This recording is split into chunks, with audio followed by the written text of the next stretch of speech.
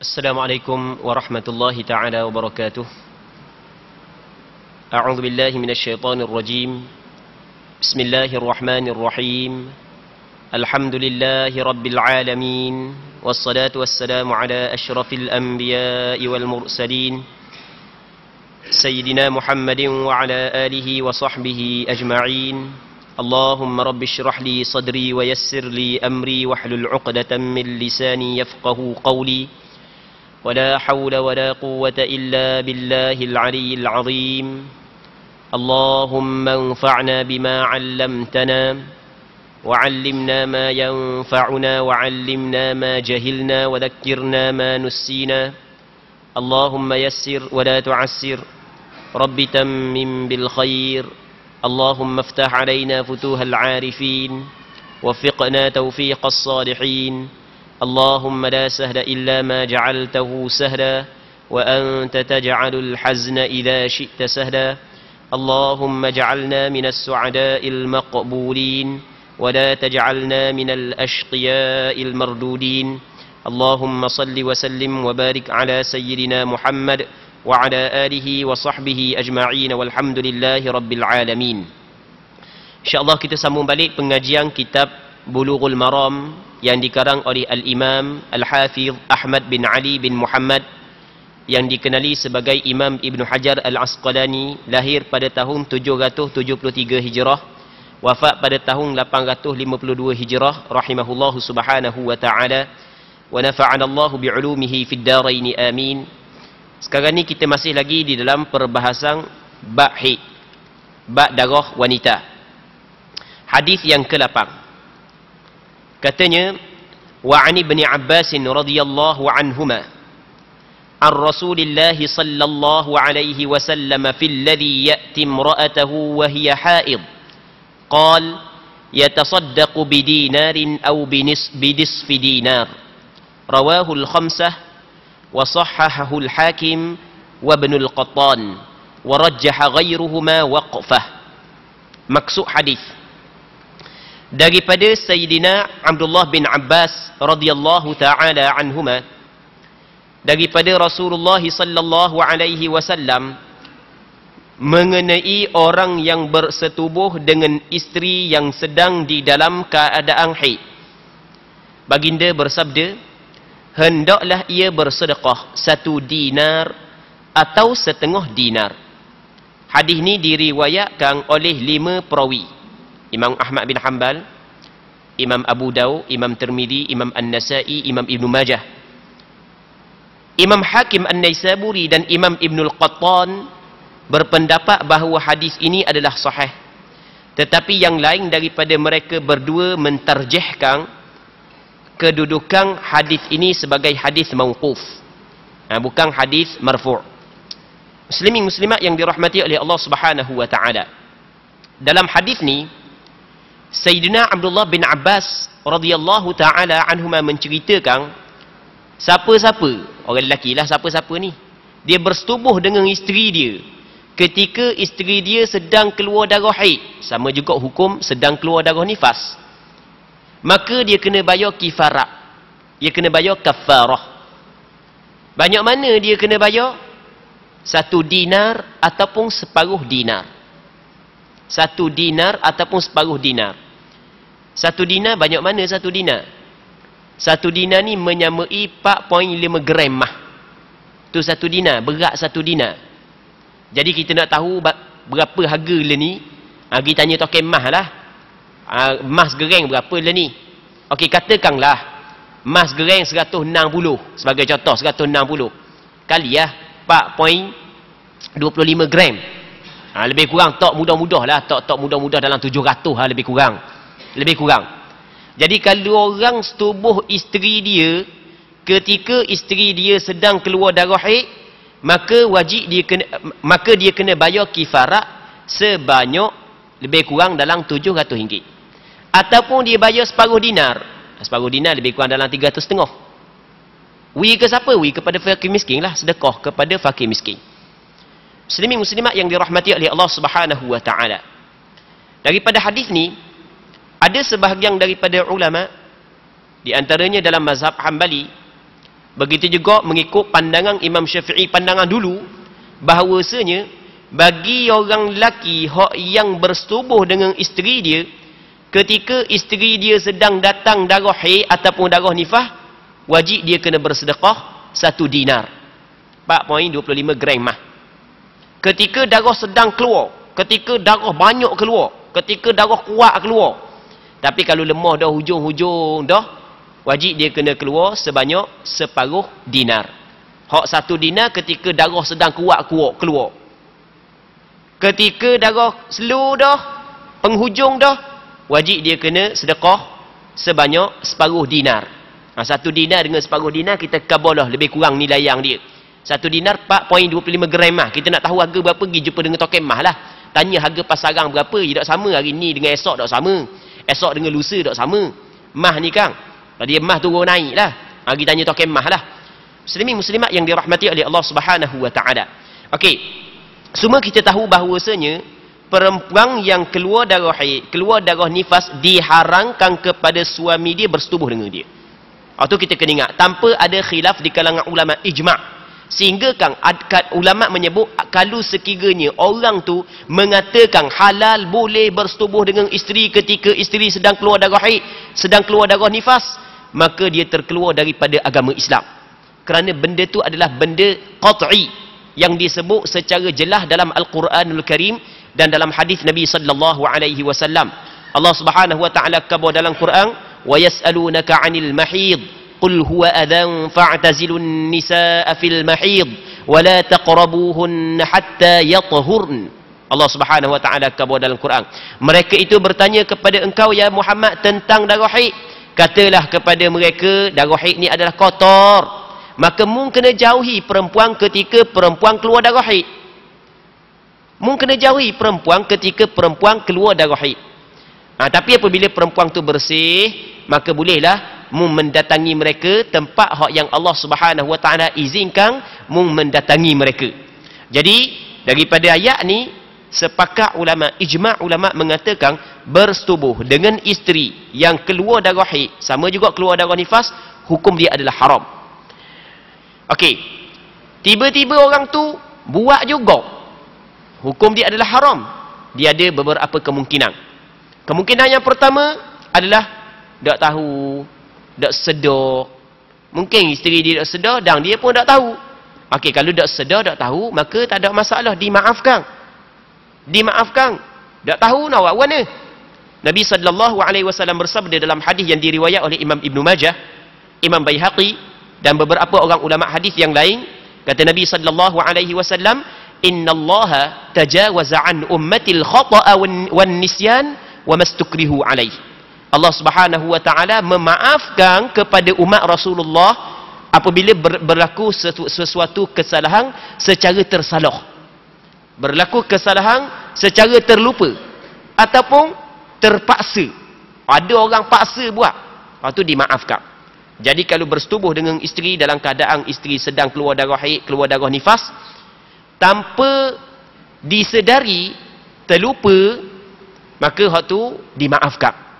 Hak yang tak boleh sengaja, tahu hukum haram dia buat, maka hak tu dosa besar. Okey, orang hak yang buat ketika dia tahu hukum tu haram dengan sengaja, adakah wajib dia bayar kafarah? Ulama berselisih pandangan. Sebahagian daripada ulama, sebagaimana hak yang kita khabar, satu pandangan dalam mazhab Imam Syafi'i dan pandangan dalam mazhab Imam Ahmad bin Hanbal, mazhab Hanbali, mengatakan wajib dia kena bayar kafarah. Kafarah saatnya kita khabar, ketika darah sedang kuat keluar, kena bayar 1 dinar. Kalau darah tu lemah dah, kena bayar separuh dinar. Okey, siapa hak yang wajib bayar? Kalau mazhab Imam Syafi'i dan sebahagian daripada ulama mazhab Hanbali berpandangan hak yang wajib bayar hak lelaki saja, orang puang tak wajib bayar. Orang lelaki je hak yang wajib bayar. Padahal dua-dua salah. Tapi hak lelaki je wajib bayar. Dan ada sebahagian daripada ulama, segelintir ulama mengatakan hak lelaki wajib bayar, hak puang juga wajib bayar. Hak puang pun kena kafarah, hak lelaki pun kena kafarah. Jadi 700 habis 1,400 kena bayar kafarah.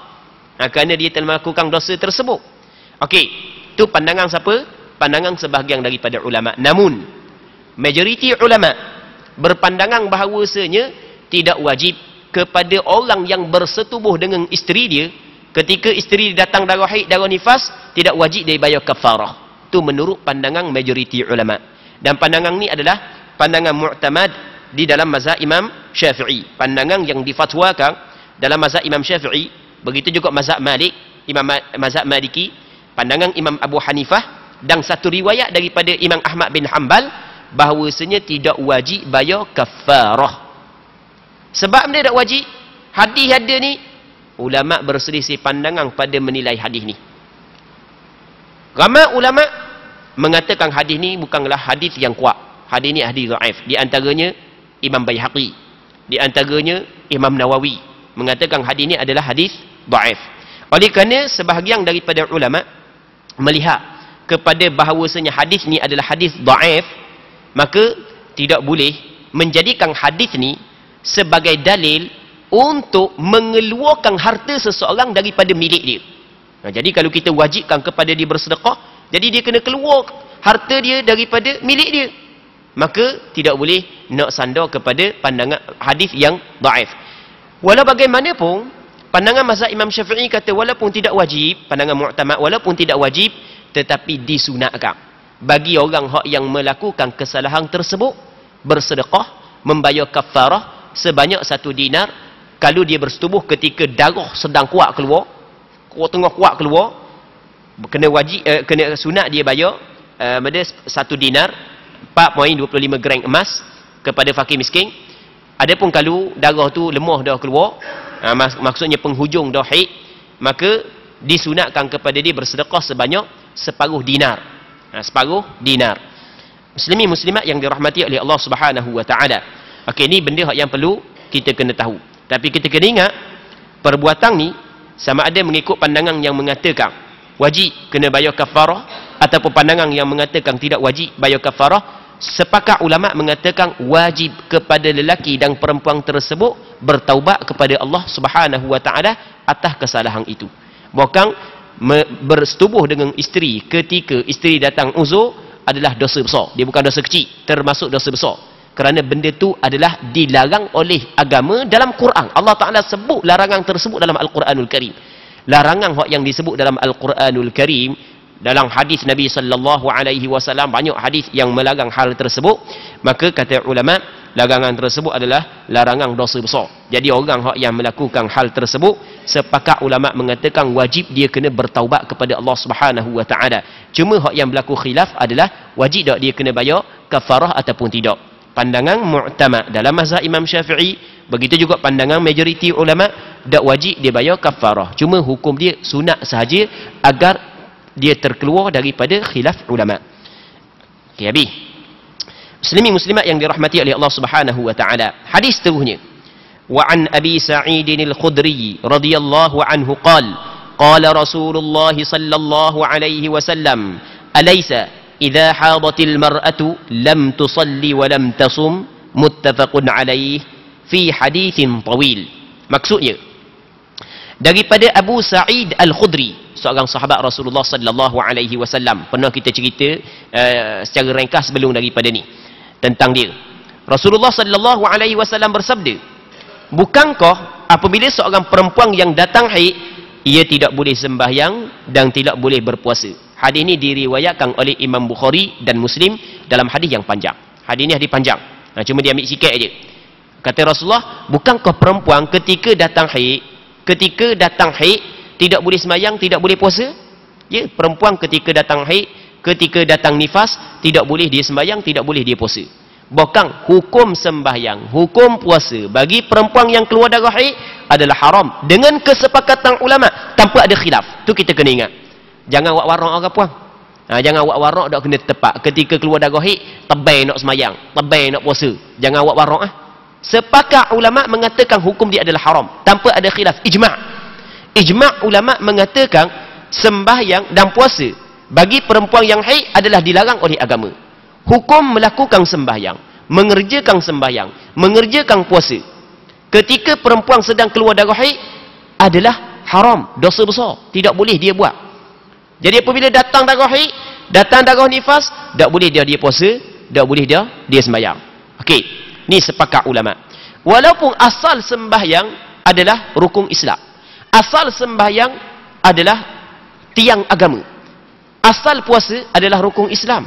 Nabi sallallahu alaihi wasallam bersabda dalam hadis yang diriwayat oleh Imam Bukhari dan Muslim daripada Abdullah bin Umar radhiyallahu taala anhuma, kata Nabi sallallahu alaihi wasallam, bunyal islamu ala khams, dibinakan Islam di atas 5 perkara.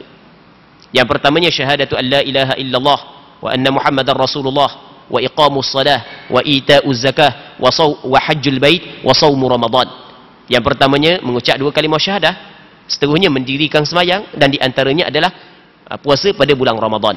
Puasa dan mendirikan sembahyang adalah rukun Islam.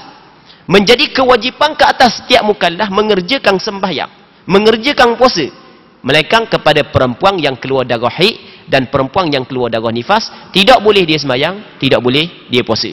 Ini mesti orang puang kena tahu. Muslimin muslimat yang dirahmati oleh Allah Subhanahu wa taala. Cuma bagi orang puang, ni orang puang kena tahu, cuma bagi orang puang, setelah daripada dia bersih daripada haid dan nifas, wajib dia kena qada balik segala puasa Ramadan hak yang dia tinggal dalam tempoh haid dan tempoh nifas, dengan kesepakatan ulama tanpa ada khilaf. Sekali lagi, orang puang tak wajib dia sembahyang, tak wajib dia puasa, tapi apabila dia bersih daripada haid dan daripada nifas, maka wajib dia kena qada balik puasa yang ditinggalkan dalam tempoh haid dan tempoh nifas tersebut. Mesti dia kena qada semula. Adapun sembahyang tak perlu qada dah. Sembahyang tidak wajib qada, puasa je wajib qada.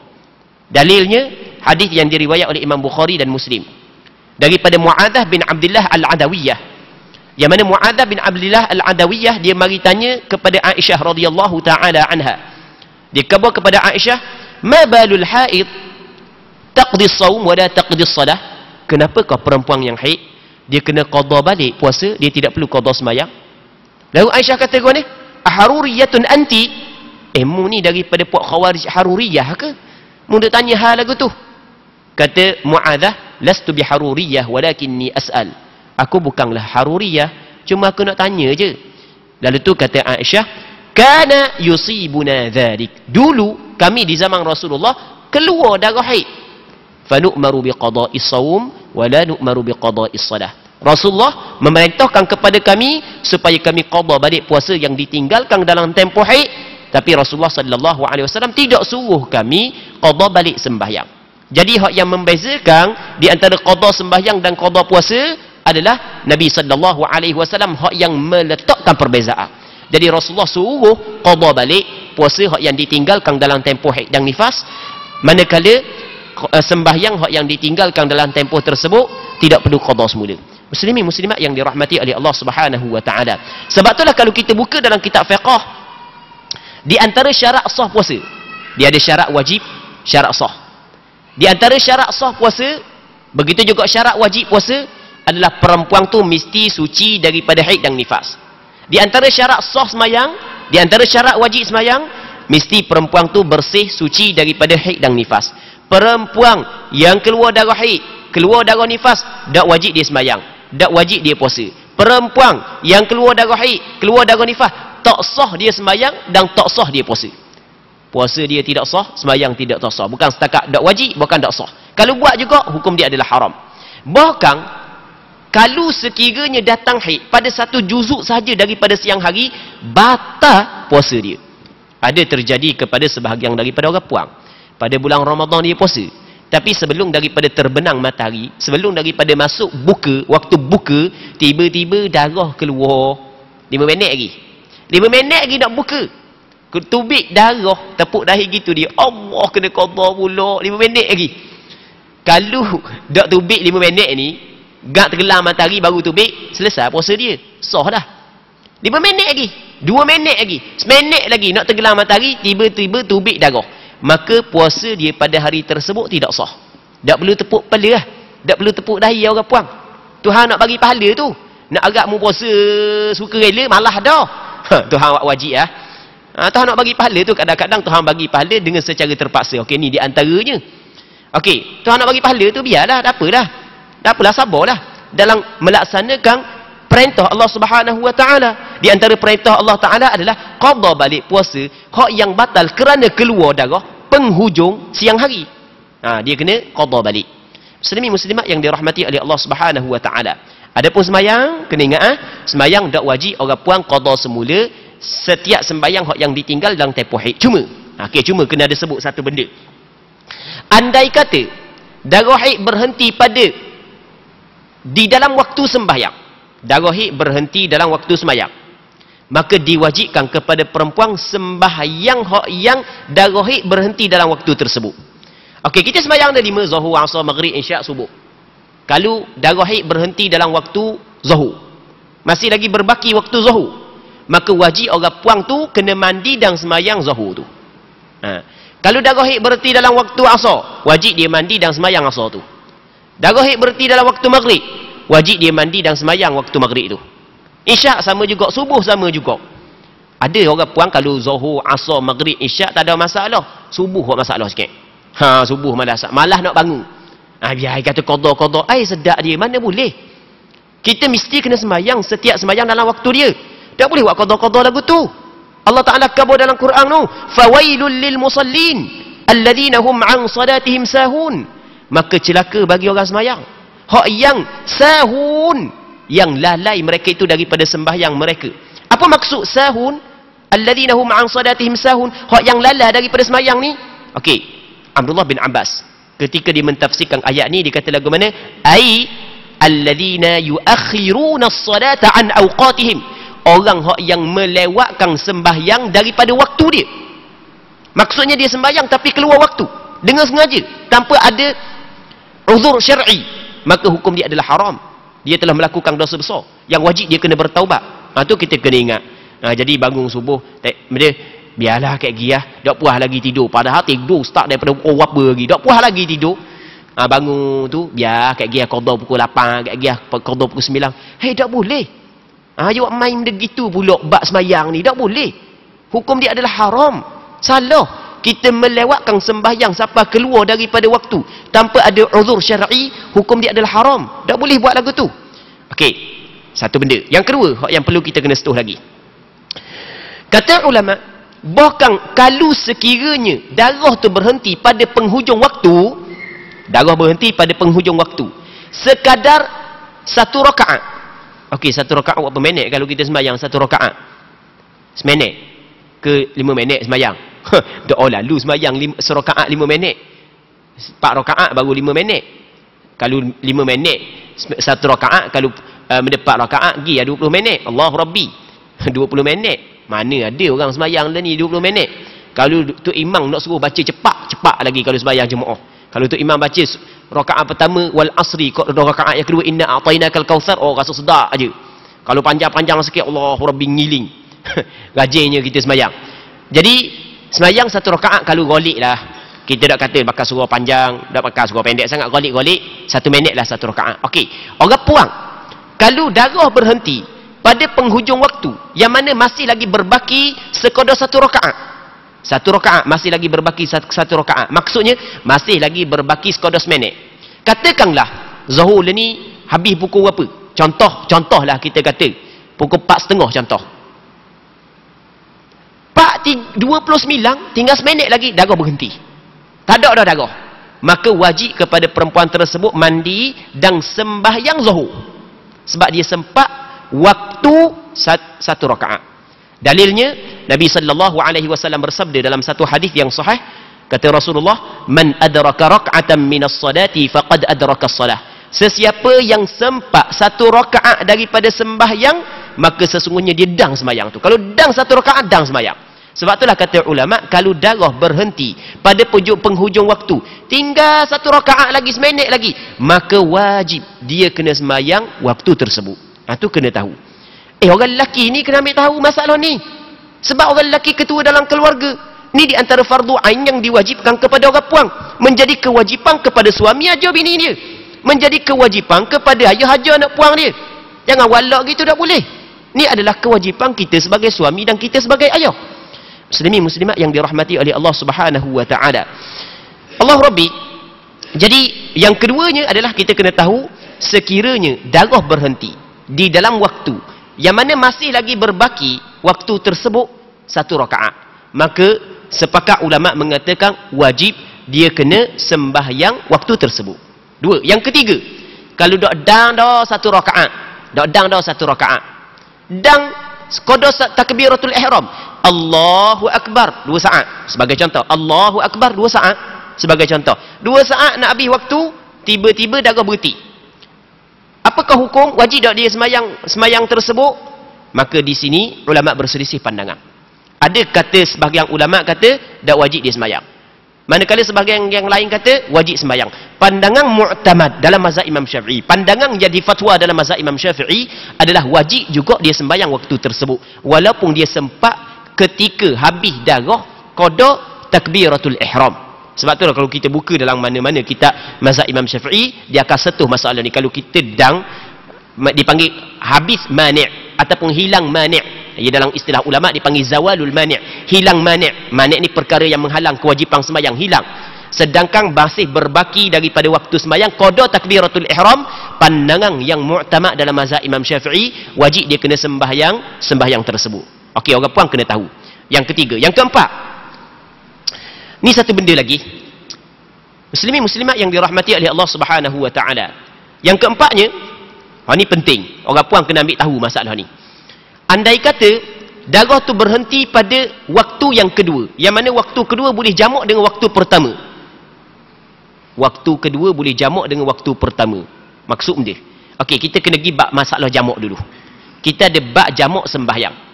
Bab jamak sembahyang hak boleh jamak Zuhur dengan Asar, Maghrib dengan Isyak.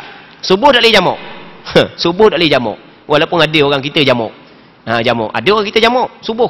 Bangun lewat jamak dengan Zuhur. Hak tu sengaja dia. Kalau misalnya tak bangun, hak tu masalah lain lah. Dia pergi sengaja. Hak tu ngaruk dia je lah. Tak boleh. Okey, hak yang semayang boleh jamak benda Zuhur dengan Asar, Maghrib dengan Isyak. Okey, ni sembahyang hak yang boleh jamak. Zuhur dengan Asar, Maghrib dengan Isyak. Okey, andai kata darah berhenti di dalam waktu kedua, maksudnya dalam waktu Asar atau waktu Isyak, maka wajib dia kena sembahyang Asar dan wajib dia kena sembahyang Isyak. Dan dalam masa yang sama wajib juga dia sembahyang Zuhur, wajib dia sembahyang Maghrib. Ni orang puan kena tahu. Ulang sekali lagi. Kena ulang banyak kali benda hak penting. Orang puan, kalau dia berhenti darah di dalam waktu Asar, maka wajib dia kena sembahyang Asar, dalil kita khabar dah tadi. Dan wajib juga dia kena sembahyang Zuhur. Kalau darah berhenti dalam waktu Isyak, wajib dia sembahyang Isyak dan wajib dia sembahyang Maghrib. Pandangan ni adalah pandangan majoriti ulama. Pandangan Abdul Rahman bin Auf, seorang sahabat Rasulullah. Pandangan Abu Hurairah, pandangan Abdullah bin Abbas, pandangan mazhab Maliki, pandangan mazhab Hanbali, pandangan mazhab Syafi'i. Pandangan majoriti ulama mengatakan apabila perempuan berhenti darah di dalam waktu yang kedua, maka dia kena semayang waktu tu dan dia kena semayang waktu yang boleh jamak dengan dia. Maksudnya dia kena semayang Zuhur kalau berhenti dalam waktu Asar. Kalau berhenti dalam waktu Isyak, dia kena semayang Maghrib juga. Dan pandangan ni adalah pandangan majoriti ulama. Okey, alasan benda. Kita kena tahu alasan kenapa orang puan kalau darah berhenti dalam waktu Zuhur, dia kena semayang waktu Asar dia kena semayang Zuhur. Kalau darah berhenti dalam waktu Isyak, dia kena semayang Maghrib. Sebab apa? Sebab kata ulama, Zuhur dengan Asar adalah satu waktu, Maghrib dengan Isyak satu waktu. Satu waktu mana? Satu waktu ketika uzur. Apa maksud satu waktu ketika uzur? Kita tak faham satu waktu ketika uzur. Maksud dia uzur di sini, uzur di sini sebagai contoh orang bermusafir. Orang bermusafir, Zuhur dengan Asar satu waktu. Sebab tu orang musafir boleh jamak. Kita pergi daripada Terengganu, contoh kita pergi Kuala Lumpur, boleh tak kita jamak? Boleh kita jamak. Boleh kita jamak, boleh. Okey, sebagai contoh, ada sebahagian daripada kita akan pergi ke perhimpunan Aisyah. Contoh, di Kuala Lumpur. Okey. Jadi dia tak pergi musafir. Apabila dia pergi musafir, boleh tak dijamak? Boleh dijamak. Boleh dibuat jamak takdim dan boleh buat jamak takhir. Okey, kalau dibuat jamak takhir, maksudnya dibuat Zuhur dalam waktu Asar. Apa maksud dibuat Zuhur dalam waktu Asar? Adakah dia qada Zuhur dalam waktu Asar? Tak. Kita buat jamak takhir, kita Zuhur buat dalam waktu Asar, Maghrib buat dalam waktu Isyak. Adakah kita qada waktu Zuhur dalam waktu Asar? Adakah kita qada waktu Maghrib dalam waktu Isyak? Bukan. Bukan kita qada dah, kita sembahyang tunai. Dah sembahyang tunai warna, bukan waktu zuhur. Okey, kata ulama, bagi orang musafir, zuhur dengan asar satu waktu. Bagi orang musafir, maghrib dengan isyak adalah satu waktu. Jadi apabila zuhur dengan asar satu waktu, maghrib dengan isyak satu waktu, orang yang berhenti darah pada hujung waktu asar, dalam waktu asar, jadi bermakna masih lagi ada waktu zuhur. Sebab satu waktu. Okey, boleh faham kan? Ni pandangan majoriti ulama. Satu waktu. Jadi kalau sekiranya bagi orang yang ada keuzuran, orang bermusafir, asar dengan zuhur satu waktu, maghrib dengan isyak satu waktu, maka lebih aula lagi, lebih utama lagi orang yang darurah, iaitu orang yang suci daripada haid pada penghujung waktu asar, dan orang yang suci daripada haid pada penghujung waktu isyak. Okey, itu kita kena faham. Muslimin muslimat yang dirahmati oleh Allah Subhanahu wa taala. Tapi kalau orang tu berhenti darah pada waktu zuhur, darah berhenti pada waktu zuhur, kita dah cakap lah waktu asar kena semayang ke tak?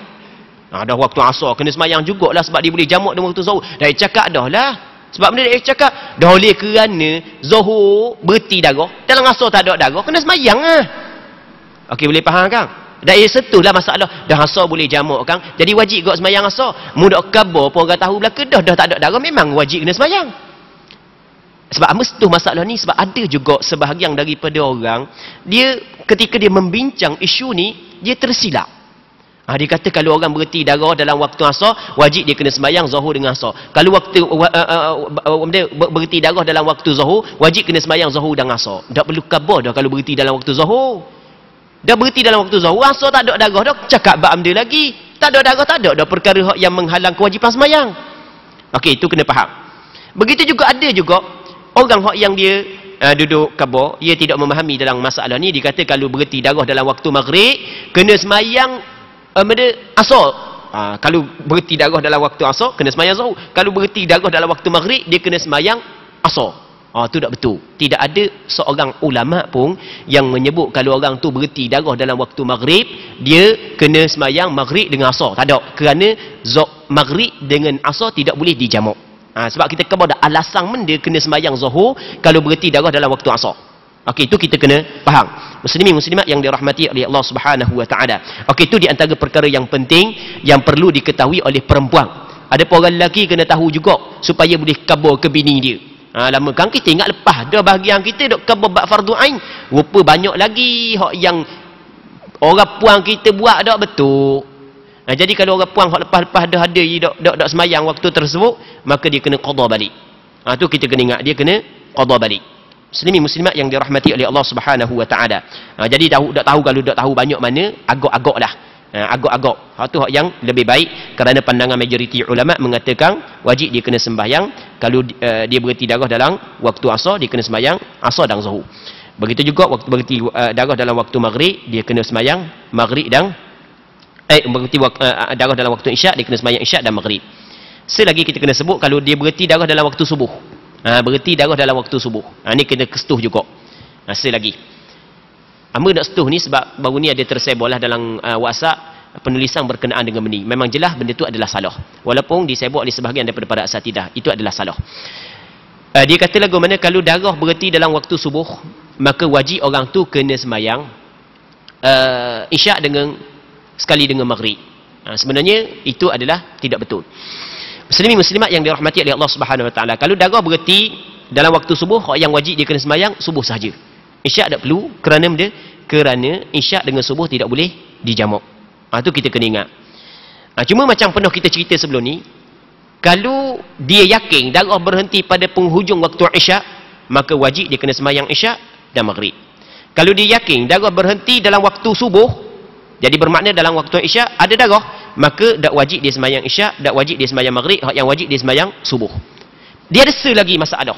Orang puan bangun tidur pukul 6.30, cek tak ada darah dah.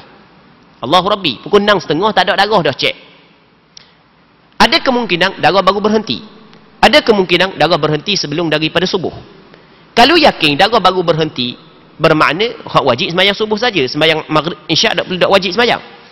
Kalau yakin darah berhenti dalam waktu isyak, wajib kena sembahyang isyak. Begitu juga wajib kena sembahyang maghrib. Sekarang ni tak yakin lagu mana keadaan orang puang ni. Okey, Mengikut kaedah mazhab Imam Syafi'i, bahawasanya orang puang ni tidak wajib dia sembahyang Isyak dan Maghrib. Bukan hak yang wajib kena sembahyang subuh sahaja. Kerana di sana ada kaedah fiqh menyebut al-aslu fi kulli hadithin taqdiruhu bi aqrabi zaman. Asal pada setiap benda hak yang baru berlaku kena takdir masa yang paling dekat. Maksudnya ada kemungkinan baru berhenti darah, ada kemungkinan berhenti sebelum subuh, mana hak yang paling dekat dengan dia baru berhenti, maka kena ambil baru berhenti. Jadi tak wajib dia sembahyang Isyak. Okey. Hanya hak yang wajib kepada dia sembahyang subuh sahaja. Muslimin muslimat yang dirahmati oleh Allah Subhanahu wa taala. Seterusnya, hadis yang ke-10 dalam bab haid. Wa an Aisyah radhiyallahu anha qalat lamma ji'na saraf hiddu faqala an-nabiy sallallahu alaihi wasallam if'ali ma yaf'alu al-hajj ghayra an la tatufi bil bait hatta tathuri, muttafaqun alaih fi hadithin tawil. Maksudnya daripada Aisyah daripada ummul mukminin sayyidatuna Aisyah radhiyallahu taala anha, katanya ketika kami sampai di satu tempat yang bernama Saraf. Jadi Aisyah keluar bersama dengan Rasulullah sallallahu alaihi wasallam dalam tahun Hajjatul Wada' untuk melakukan ibadat haji. Begitu juga untuk melakukan ibadah umrah. Jadi bersama dengan Rasulullah keluar, sampai di satu tempat yang bernama Saraf. Tiba-tiba aku telah kedatangan haid. Tiba-tiba Aisyah mari haid. Keluar darah haid. Apabila keluar darah haid, Nabi sallallahu alaihi wasallam bersabda, engkau lakukanlah seperti apa yang telah dilakukan oleh orang yang mengerjakan haji, kecuali tawaf di Baitullah. Semua benda yang dilakukan oleh orang yang mengerjakan haji membuat. Cuma jangan buat tawaf sahaja. Jangan buat tawaf sehinggalah engkau suci. Hadis ni diriwayatkan oleh Imam Bukhari dan Muslim di dalam sebuah hadis yang panjang. Hadis ni hadis sahih. Dikeluarkan oleh Imam Bukhari dalam kitab sahih dia, dikeluarkan oleh Imam Muslim dalam kitab sahih dia. Cerita dia lagu mana? Ketika Rasul keluar daripada Madinah bersama dengan sahabat, isteri dia yang ikut sama dengan Rasulullah ketika itu adalah Aisyah. Sampai di satu tempat nama Saraf, Aisyah keluar darah haid. Jadi apabila keluar darah haid, ada riwayat mengatakan Aisyah nangis keluar darah haid. Rasul kata tak ada masalah, buatlah segala perbuatan haji mu boleh buat, cuma jangan mu tawaf je sehinggalah mu suci. Apabila mu suci baru boleh mu tawaf. Maka ambil daripada hadis ni bahawasanya perempuan yang keluar darah haid dia boleh buat umrah, boleh buat haji. Jangan orang puan silap faham. Orang puang kalau keluar darah haid boleh buat umrah, boleh buat haji. Cuma hak yang tak boleh benda tawaf. Tawaf nanti apabila dia suci. Tu orang puang kena tahu. Jadi ketika dia datang darah, tak ada masalah, boleh dia niat. Sahaja aku melakukan ibadah umrah dan aku berihram dengannya kerana Allah Ta'ala. Sama ada niat umrah ataupun niat haji, boleh, tak ada masalah. Maksudnya ihram haji dan ihram umrah tidaklah suci daripada haid dan nifas menjadi syarat bagi orang yang ingin mengerjakan haji dan umrah. Perempuan yang sedang keluar darah haid, sedang keluar darah nifas, tetap dibolehkan kepada dia mengerjakan haji dan mengerjakan umrah. Cuma hak yang tidak dibolehkannya adalah dia tawaf. Tawaf tak boleh. Dalil hadis ni jelas. Rasul kata ghaira alla taqufi bil bait. Tetapi mu tidak boleh tawaf Baitullah. Baik, sebab itulah sepakat ulama 4 mazhab mengatakan tidak boleh. Mazhab Hanafi, mazhab Maliki, mazhab Syafi'i, mazhab Hanbali mengatakan tidak boleh perempuan yang haid tawaf di Baitullah, tak boleh.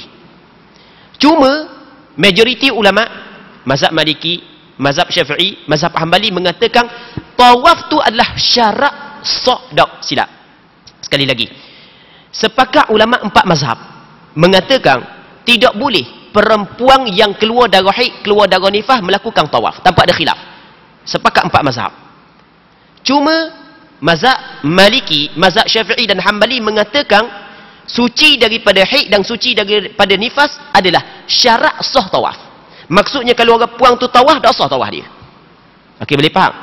Ada pun mazhab Hanafi dikata bukan syarat sah tawaf, tapi syarat wajib tawaf. Syarat sah lain, syarat wajib lain. Mazhab Hanafi kata lagu mana? Orang perempuan yang haid, perempuan yang nifas, kalau sekiranya dia tawaf, hukum dia berdosa. Salah. Kerana dia telah meninggal perkara yang wajib.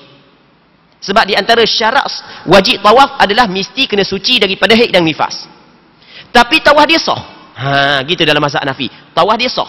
Tapi dia telah melakukan, dia telah melanggar perkara yang dilarang. Benda, dia telah meninggal perkara yang diwajibkan bagi orang yang tawaf. Sebab tu dalam mazhab Hanafi, bagi orang perempuan hak yang tawaf dalam keadaan haid, tawaf dia sah.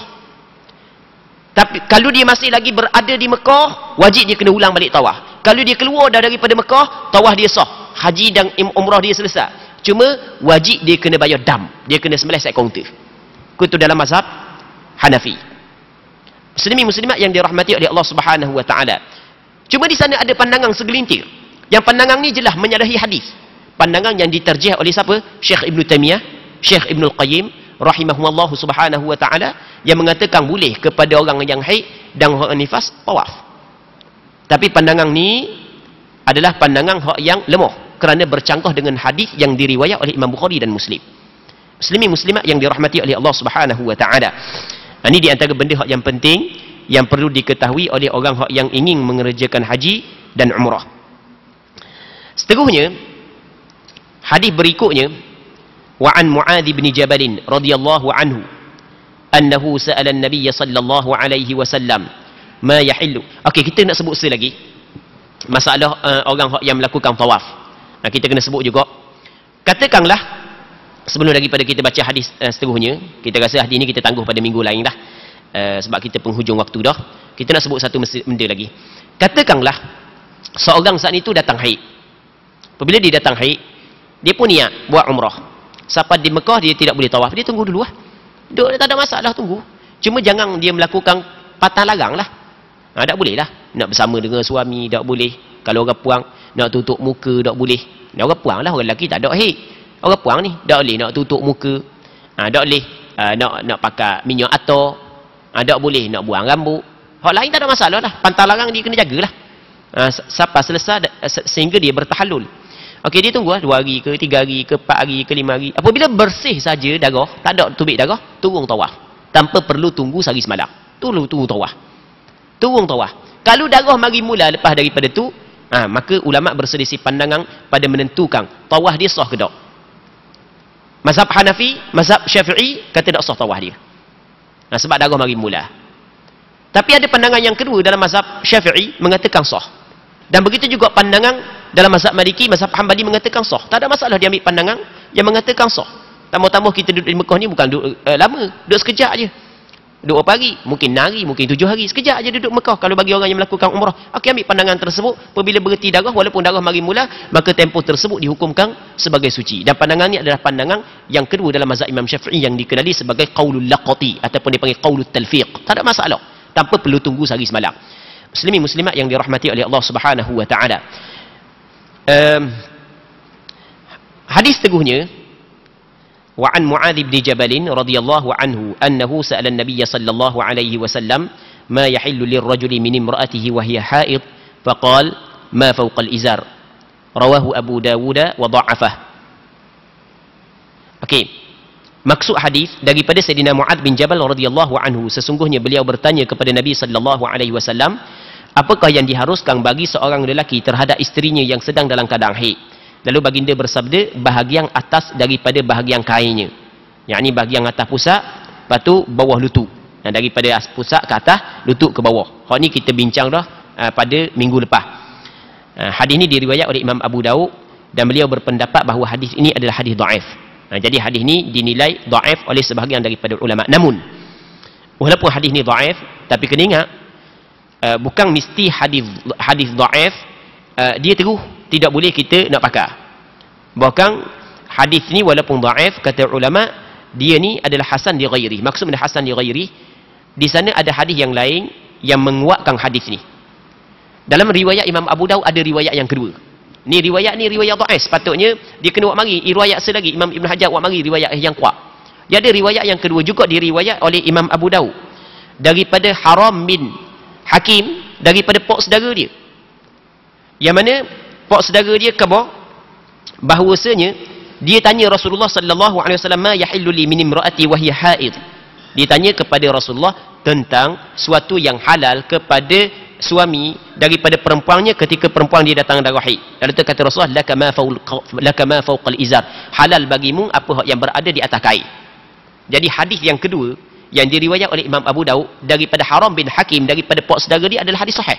Hak ni memang dhaif. Tapi kalau campur dua ni jadi sahih. Maksudnya boleh diterima.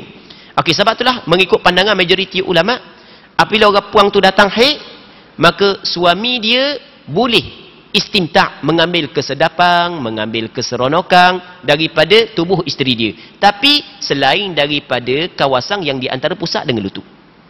Kalau daripada lutut sampai ke bawah, daripada pusat sampai ke atas boleh belaka. Antara pusat dengan lutut tak boleh. Ini menurut pandangan majoriti ulama. Namun ada pandangan yang kedua yang mengatakan antara pusat boleh juga, antara pusat dengan lutut boleh juga. Hak tak boleh saja nikah je. Isna'u kulla syai'in illa nikah. Dalam hadis yang kita bincang pada minggu lepas. Buatlah semua sekali melainkan nikahnya. Maksudnya melainkan setubuh je tak boleh. Okey, kita kebodoh pada minggu lepas di antara pusat, daripada pusat ke atas, daripada lutut ke bawah, sepakat ulama mengatakan halal suami ambil keseronokan pada anggota tersebut daripada isteri dia ketika isteri dia datang haid dan nifas. Halal. Sepakat ulama tanpa ada khilaf. Manakala bersetubuh ketika isteri datang haid, nifas, sepakat ulama mengatakan haram. Di antara pusat dengan lutut anggota tersebut selain daripada bersetubuh berlaku khilaf. Ada sebahagian ulama kata boleh, ada sebahagian ulama kata tak boleh. Okey. Kita berhenti situ dulu untuk malam ni. Kita berdoa kepada Allah Subhanahu wa taala agar perbincangan kita pada malam ni sama-sama dapat mengambil manfaat, dan semoga majlis ilmu yang kita adakan pada malam yang mulia ini diberkati oleh Allah Subhanahu wa taala. Wallahu Subhanahu wa taala a'la wa a'lam. Allahumma haqqiqna bi ittiba'i nabiyyika Muhammadin sallallahu alaihi wasallam zahiran wa batina. Allahumma ij'alna mimman yastami'una al-qawla fayattabi'una ahsanah. وصل اللهم وسلم وبارك على سيدنا محمد وعلى آله وصحبه أجمعين والحمد لله رب العالمين.